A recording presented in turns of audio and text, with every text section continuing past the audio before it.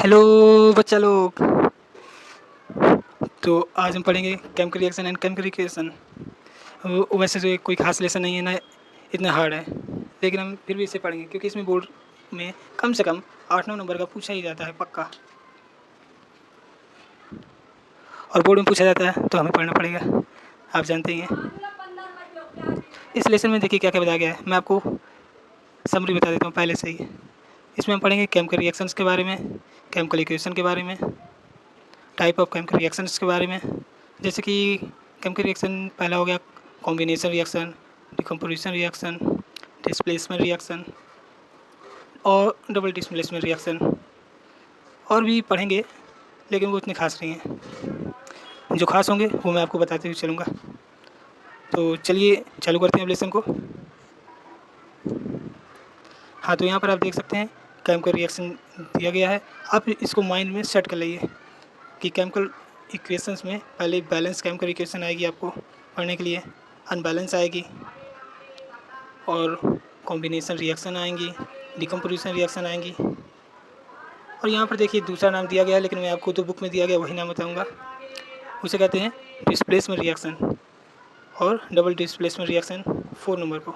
और उसके नीचे आप कंबसन लिखा हुआ है, वो तो आप जानते ही होंगे। यहाँ पर इनके अलग अलग नाम मैंने इसलिए लिखे हैं ताकि आपको ये नाम भी मालूम हो जाए। तो चलिए अब आगे बढ़ते हैं। यहाँ कुछ पढ़ाने लायक है नहीं खास, लेकिन आप इसको नोट कर लीजिए, बोर्ड के पॉइंट ऑफ व्यू से बहुत इंपॉर्टेंट है, आपके माइंड में सेट करने के लिए बात बहुत ज़रूरी है। तो आगे बढ़िए आप। यहाँ पर देखिए केमिकल रिएक्शन दिया गया है। केमिकल रिएक्शन क्या होती है अब मैं आपको ये बताऊँगा।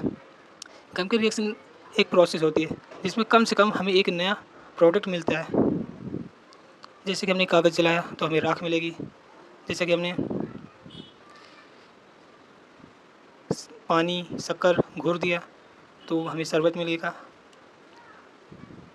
वैसे यहाँ पर देखिए एक एग्जांपल दिया गया है नीचे। यहाँ पर एक माचिस को हमने जलाया तो आग लग गई और फिर वो जल गई, तो हमें यहाँ पर लकड़ी जली हुई मिली, वो हमारा प्रोडक्ट हो गया। और जो उसके बिफोर थी वो बिना जली हुई थी, उसको एक अलग नाम से जानते हैं जिसे रिएक्टेंट कहते हैं। वो अभी मैं आपको बाद में एक्सप्लेन करूँगा। और तो चलिए अब डिफिनेशन पढ़ लेते हैं। A process in which at least one new substance is produce as a result of chemical change. तो देखिए केमिकल रिएक्शन में हमेशा केमिकल चेंज होते हैं, फिजिकल चेंज नहीं होते कभी। ये हमेशा इरिवर्सिबल होते हैं, मतलब कि इनको हम बैक नहीं कर सकते हैं। जैसे कि हमने कपड़ा लिया, उसको हमने गीला किया और फिर सुखा दिया, वो सूख गया, तो रिवर्सिबल हो गई कि वो गीला हुआ फिर सूख गया। लेकिन अगर हम कपड़े को जला देंगे तो फिर वापस नहीं आएगा उसी में, ये हमारी केमिकल रिएक्शन हो जाएगी। तो ये आपको समझ में आ गया होगा। अब चलिए आगे बढ़ते हैं। तो ये देखिए यहाँ पर वो आ गया, केमिकल रिएक्शन में दो पार्ट में होते हैं वो, कि जो पहले रिएक्शन की होता है उसे हम कहते हैं रिएक्टेंट, जो कि आपके राइट में दिया गया है। और जो फाइनल प्रोडक्ट होता है जो केमिकल रिएक्शन के बाद बनता है उसे हम प्रोडक्ट कहते हैं, वो आपके लेफ्ट में दिया गया है देखिए। और जो फाइनल प्रोडक्ट होता है और जो पहले होता है उसमें फिजिकल प्रॉपर्टी कभी भी सेम नहीं हो सकती, लेकिन यहाँ पे कुछ खास काम की चीज़ नहीं है। आप इतना ही जानिए कि इसे रिएक्टेंट कहते हैं जो रिएक्शन के पहले होता है, और जो रिएक्शन के बाद होता है उसे प्रोडक्ट कहते हैं। ठीक, तो चलिए अब आगे बढ़ते हैं हम। यहाँ पर देखिए केमिकल रिएक्शन को आप पता कैसे करेंगे कि यहाँ पर हुई है, तो उसके बारे में यहाँ पर पॉइंट दिए गए हैं। जैसे evolution of heat, light and sound. जैसे कि केमिकल रिएक्शन हुई कोई और उसमें हीट जनरेट हुई, लाइट निकली, साउंड निकला, तो हमें पता चल जाएगा कि यहाँ केमिकल रिएक्शन हुई है। और प्रोडक्शन ऑफ गैस, जैसे कि केमिकल रिएक्शन हुई तो उसमें कोई धुआं निकला तो हमें पता चल जाएगा कि यहाँ केमिकल रिएक्शन हुई है। फॉर्मेशन ऑफ प्रेसिपिटेट, जैसे कि कागज़ को हमने जलाया तो वो नीचे राख बन के इकट्ठा हो गया, तो वो हो गई हमारी केमिकल रिएक्शन, इससे भी हमें पता चल जाता है। और कलर चेंज हो जाए, जैसे कि केमिकल रिएक्शन हुई है तो वहाँ पर कलर भी चेंज हो सकता है, इससे भी आप डिफाइन कर सकते हैं उसको। इनकी यहाँ पर बगल में पिक्चर भी दी गई हैं, आप इनसे भी समझ सकते हैं। हाँ तो बच्चों अब हम आगे बढ़ते हैं। यहाँ पर हमने देखा कि केमिकल रिएक्शन होती है तो हमें कैसे पता चलेगा। यहाँ पर evolution of heat, light, sound, production of gas, formation of precipitate, colour change, इससे हमें पता चलेगा कि यहाँ पर केमिकल रिएक्शन हुई है। तो ये लेसन तो समझ में आ गया होगा आपको ये क्वेश्चन। तो अब आगे बढ़ते हैं। साइन ऑफ केमिकल रिएक्शन, तो यहाँ पर देखिए चेंज इन कलर दिया हुआ है, चेंज इन ऑर्डर, ऑर्डर में महक होती है, प्रोडक्शन ऑफ न्यू गैसेस, और तो हीट निकलती है, एनर्जी फॉर्म होती है, उसके भी साइन होते हैं, ये साइन दिए गए हैं। बस इसमें और कुछ खास नहीं है। आगे बढ़ते हैं। और ये रहा हमारा केमिकल इक्वेशन। केमिकल इक्वेशन लिखने के लिए हमें कुछ सिंबल की ज़रूरत होती है, जैसे कि मैग्नीशियम का Mg हो गया, ऑक्सीजन का O हो गया, ये सिंबल होते हैं, इनको रिप्रेजेंट किया जाता है। अगर हमको केमिकल रिएक्शन लिखनी है कोई, तो हम इतनी लंबी चौड़ी कैसे लिखेंगे, इसलिए हमने सिंबल बनाए हैं, उनसे हम रिप्रेजेंट करते हैं केमिकल रिएक्शन को। तो इसमें और कुछ खास नहीं है, इसमें खाली सिंबल दिए गए हैं। जैसे कि कार्बन जब मैग्नीशियम ऑक्साइड के साथ रिएक्ट करेगा तो बनाएगा कार्बन मोनोऑक्साइड, जिसका सिंबल होता है CO और मैग्नीशियम। बस इसमें इतना ही है, आप इसको आसानी से समझ सकते हैं, बस थोड़ा सा दिमाग लगाइए। तो अब आगे बढ़ते हैं। यहाँ पर देखिए एक एग्जांपल दिया हुआ है केमिकल रिएक्शन का, जिसमें पिज़्ज़ा की रेसिपी दिखाई गई है। ये क्वेश्चन को आप सॉल्व करने की पहले कोशिश करें स्वयं। आप लोगों ने अब सॉल्व कर लिया होगा, तो अब चलिए मैं बताता हूँ इसका आंसर कैसे निकलेगा और इस एग्जांपल को मैंने क्यों लिया है। ये देखिए यहाँ पर हमने एक तरफ पिज़्ज़ा की रेसिपी लिख ली और एक तरफ पिज़्ज़ा लिख दिया। तो इसमें जो हमने रेसिपी लिखी है तो वो हमारा हो गया रिएक्टेंट, और जो पिज़्ज़ा एक तरफ लिखा है वो हो गया प्रोडक्ट। अब देखिए यहाँ पर हम इक्वेशन के बारे में थोड़ा रिलेट करके बताते हैं। ये जो रेसिपी है इसको हम पूरे बड़े बड़े नाम्स में थोड़ा लिखेंगे, शॉर्ट फॉर्म में लिख देंगे। वो जो शॉर्ट फॉर्म होता है उसी को हम सिंबल कहते हैं उसका। वही सिंबल देखिए यहाँ पर दिखाया गया था, इसका भी Mg हो गया मैग्नीशियम का, कार्बन का हो गया C, कार्बन मोनोऑक्साइड का हो गया CO, मैग्नीशियम का Mg। ये रिप्रेजेंट करने का केमिकल इक्वेशन को बहुत ही आसान तरीका होता है, इसका यूज़ किया जाता है केमिस्ट्री में। तो चलिए अब क्वेश्चन पे आते हैं। ये क्वेश्चन हमें यही समझाता है कि रिएक्टेंट वो होते हैं जो रिएक्शन के पहले वाली चीज़ें होती हैं, और जो रिएक्शन के बाद होती हैं वो प्रोडक्ट हो जाते हैं। और इनको लिखने का तरीका कैसे होता है, एक तरफ रिएक्टेंट लिखते हैं और एक तरफ प्रोडक्ट लिखते हैं, बस इसमें यही समझाया गया है। अब चलिए अब आगे बढ़ते हैं। ये देखिए अब केमिकल इक्वेशन के बारे में थोड़ा सा और बताया गया है। इनके आगे सिंबल तो लिखते ही हैं, उसके साथ में बगल में उसकी वो कैसी अवस्था में है। जैसे कि वो सॉलिड है तो S लिख देंगे सिंबल उसका, गैस है तो G लिख देंगे, लिक्विड है तो L लिख देंगे, और वो कितनी क्वांटिटी में है उसको आगे लिख देंगे सिंबल के। जैसे 4 लीटर तो 4 लीटर का 4 लिख दिया, ऑक्सीजन मिली 3 ग्राम तो 3 लिख दिया उसका, ठीक। तो ये जो नंबर होते हैं इनको लिख देते हैं, और ये जो नंबर होते हैं इनको रिप्रेजेंट करते हैं बस, कि ये इतनी क्वांटिटी में लिए गए हैं। और इन नंबरों को हम कहते हैं स्टोइकोमेट्रिक कोएफिशिएंट। ये नीचे देखिए लिखा भी हुआ है, the number in the front are called stoichiometric coefficient. और इनके पीछे सिंबल होते हैं, देखिए नीचे लिखा हुआ है डायग्राम के नीचे, the letters S G and L R the physical state of compound. मतलब कि जो कंपाउंड की फिजिकल स्टेट होती है, मतलब कि वो कैसे हैं उस समय, वो अवस्था उसकी लिखी जाती है ब्रैकेट में। अगर वो लिक्विड है तो लिक्विड लिख देंगे, और गैस है तो गैस का G लिख देंगे, और ऐसा तो S लिख देंगे। और देखिए रिएक्टेंट की अलग लिखी जाती है, प्रोडक्ट की अलग लिखी जाती है।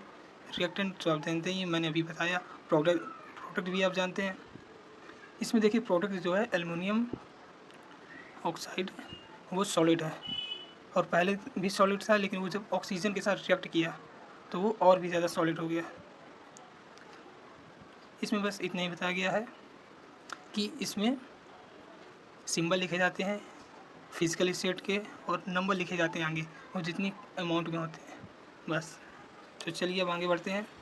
अब देखिए पेपर में आप ऐसी गलती कभी ना करें, इसलिए मैंने ये स्लाइड आपकी प्लस की है कि अगर सिंबल को आपने आगे लिख दिया नंबर के साथ, जो फिजिकल स्टेट का सिंबल है उसको आपने आगे लिख दिया नंबर के साथ, तो आपकी इक्वेशन पूरी रॉन्ग हो जाएगी।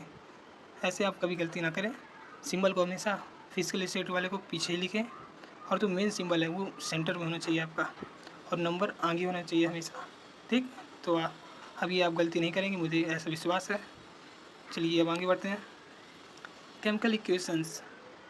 अब यहाँ पर एक लॉ दिया गया है, law of conservation of mass.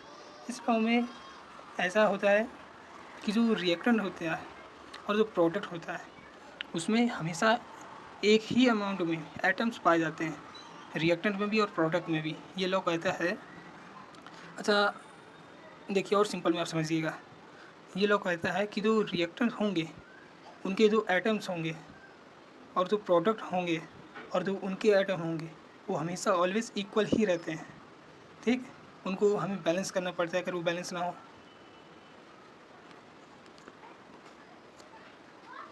सही नहीं मानी जाती है। ठीक, तो अभी ये लॉ आपको समझ में आ गया होगा, वो कोई ख़ास ये है नहीं। चलिए अब आगे बढ़ते हैं। Chemical equation. देखिए इस लॉ की वजह से हमें केमिकल इक्वेशंस को बैलेंस करना पड़ता है। ये देखिए यहाँ पर लिखा हुआ है, because of principle of conservation of matter an equation must be balance. ये देखिए वही दिया गया है यहाँ पर, same number of items of same kind on both side. मतलब कि जो रिएक्टेंट होगा और जो प्रोडक्ट होगा दोनों तरफ सेम आइटम्स प्रेजेंट होने चाहिए।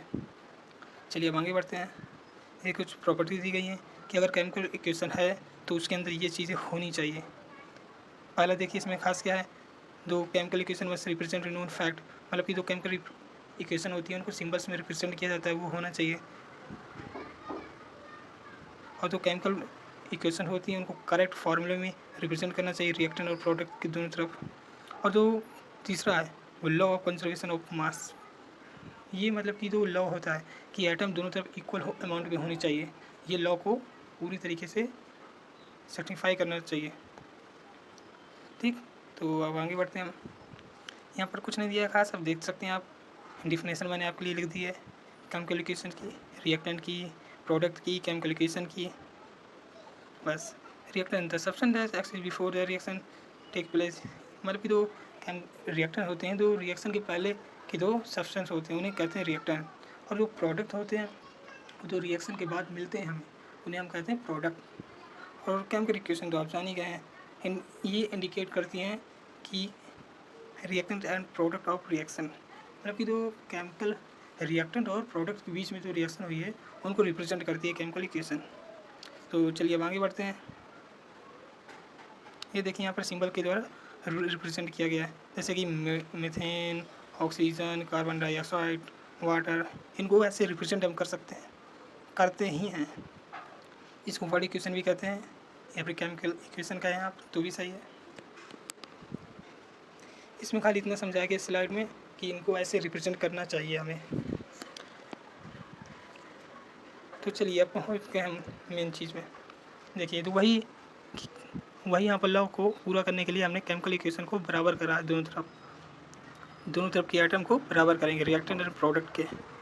चलिए अब यहाँ पर देख सकते हैं डायग्राम में आपको दिया गया है, हाइड्रोजन क्लोरीन को एक तरफ रखा गया है और HCl को एक तरफ रखा गया है।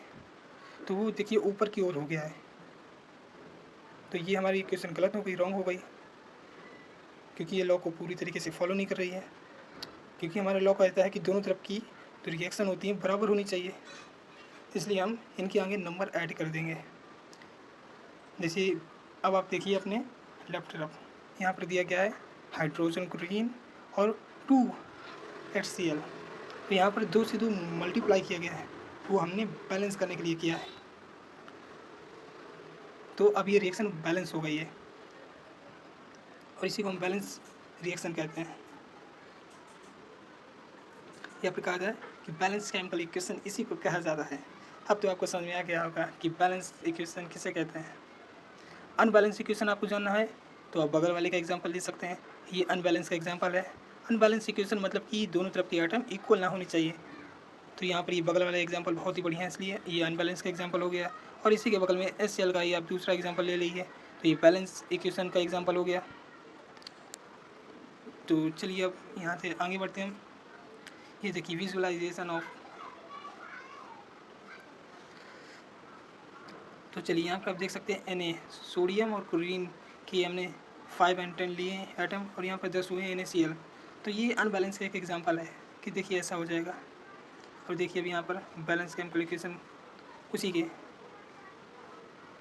डिफिनेशन दी हुई है बैलेंस इक्वेशन की, आप ये पढ़ सकते हैं, नोट डाउन कर सकते हैं।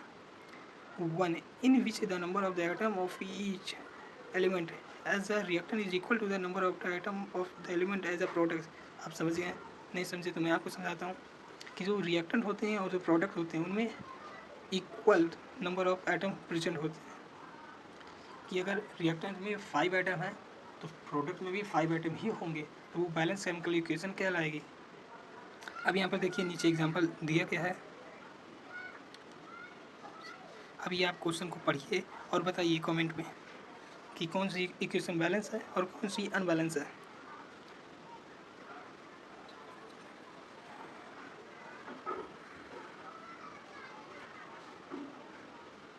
हाँ, तो आप समझ गए? नहीं समझे तो मैं समझाता हूँ।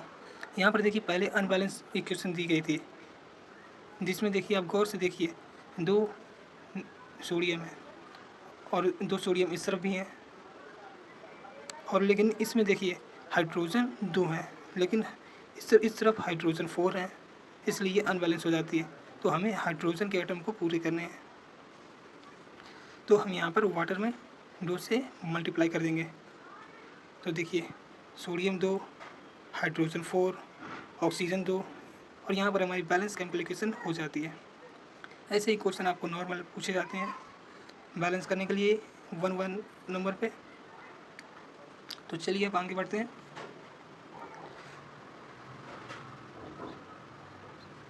ये देखिए मीनिंग ऑफ केमिकल सिंबल, ये तो वाटर का सिंबल होता है। इसमें क्या होता है कि 1 मोल ऑफ वाटर इसे कहते हैं, जिसमें 2 हाइड्रोजन आइटम होंगे, 1 ऑक्सीजन होगी, और अगर हम इसके आगे 2 लिख देते हैं वाटर के आगे तो 2 मॉलिक्यूल ऑफ वाटर इसको पढ़ा जाएगा, जिसमें 4 हाइड्रोजन हो जाएंगे, 2 ऑक्सीजन हो जाएगा। और जैसे इसमें देखिए ऑक्सीजन में भी हमने 2 लगा दिया तो इससे पढ़ा जाएगा 1 मॉलिक्यूल ऑफ हाइड्रोजन परऑक्साइड, जिसमें 2 हाइड्रोजन होंगे और 2 ऑक्सीजन होंगे। ये कुछ नहीं है, खाली आपकी बैलेंस केमिकल इक्वेशन को समझने के लिए दिया गया है कि हम कैसे बैलेंस कर सकते हैं। जैसे वो हमें हाइड्रोजन को 4 करना है तो 2 से मल्टीप्लाई कर दिया, ऑक्सीजन को 2 से मल्टीप्लाई हो जाएगा अपने आप को, तो ऑक्सीजन भी 2 हो जाएंगे अगर हमें चाहिए। चलिए अब आगे बढ़ते हैं।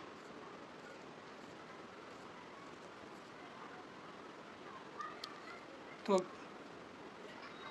अब हमारी स्लाइड ख़त्म हो गई है। अगर आपको ये वीडियो हेल्पफुल रहा हो तो हमारे चैनल को सब्सक्राइब कर लें, लाइक करें, शेयर करें, और ये वीडियो उन बच्चों को शेयर करें जो कोचिंग अफोर्ड नहीं कर सकते हैं। Thank you.